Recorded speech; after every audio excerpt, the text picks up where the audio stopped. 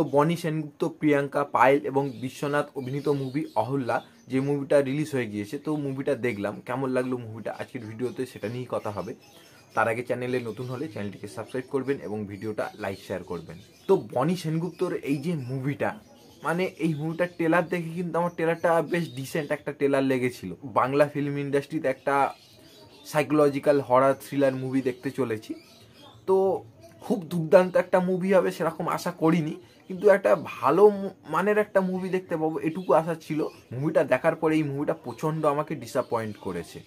মানে এটা কি হয়েছে মুভিটা, এই মুভির যে গল্পটা সেটা কিন্তু প্লট লেভেলে দেখতে গেলে গল্পটা কিন্তু ভালো, গল্পের যে স্টোরি আইডিয়াটা কিন্তু ভালো, কিন্তু এই গল্পটাকে যেভাবে প্রেজেন্ট করেছে এবং এই মুভির যে অভিনেত্রীরা কাজ করেছে এবং তাদের যে পারফরমেন্স, মানে এই মুভিটাকে পুরো ডুবিয়েছে।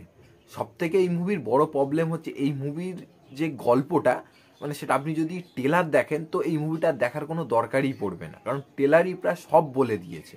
এবং এই মুভিতে একটা টুইস্ট রয়েছে সেটা পর্যন্ত ট্রেলারে বলে দিয়েছে। তাহলে মুভিটার মধ্যে দেখানোর কি রয়েছে? মানে ট্রেলার দেখার পরে মুভিটা যখন দর্শক হলে গিয়ে দেখবে, সে নতুন কি দেখবে? মুভিটার মধ্যে কিছুই তো নেই। তাও যে মুভির যে এক্সিকিউশন, মুভির যে স্ক্রিন প্লে এবং অভিনয়, তার মাধ্যমে যে দর্শককে যে বেঁধে রাখবে সেটাই নেই। এবং এই মুভির একটা হরর থ্রিলার মুভি, এবং সেই মুভিতে সবথেকে ইম্পর্টেন্ট হচ্ছে এই মুভির ব্যাকগ্রাউন্ড মিউজিক। মানে এখানে একটা ভয়ের যে এনভায়রনমেন্ট ক্রিয়েট করবে তার জন্য মিউজিকের কিন্তু ইম্পর্টেন্ট প্রচণ্ড, কিন্তু এখানে যে মিউজিক ইউজ করা হয়, যে মিউজিকগুলো একদম বাজে।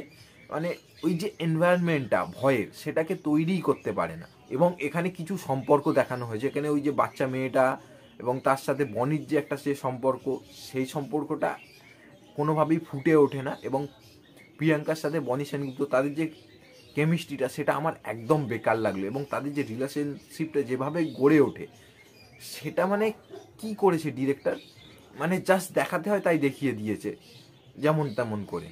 এবং এখানে পায়েলের তার অভিনয় এবং বনির অভিনয় মানে পুরো বেকার। বিশ্বনাথ সে মানে ঠিকঠাক, তার এই মুভিতে যেটুকু জায়গা ছিল সে ঠিকঠাক অভিনয় করেছে, তবে খুব দুর্দান্ত নয়। যেমন সে অভিনয় অন্য মুভিতেও করে অনেকটা সেরকম ধরনেরই। এবং এই মুভির যে ক্লাইম্যাক্সটা, মানে ক্লাইম্যাক্সটা একটা অদ্ভুত ধরনের ক্লাইম্যাক্স। মানে ক্লাইম্যাক্সটা মানে দেখার পরে আমি ক্লাইম্যাক্স দেখে আমি হাসছি।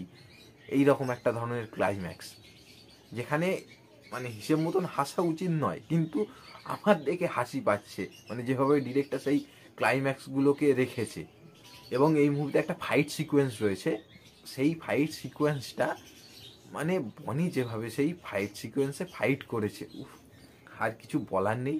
তো বনি সেনগুপ্তর এই যে মুভিটা অহল্যা, তো এই মুভিটা আমার একদম বেকার একটা মুভি লেগেছে। তো এই মুভিটা নিয়ে আর কিছু বলার নেই। তো আপনারা যারা মুভিটা দেখেছেন কেমন লেগেছে কমেন্টে জানাবেন, আর ভিডিওটা ভালো লাগলে লাইক শেয়ার করবেন। ধন্যবাদ।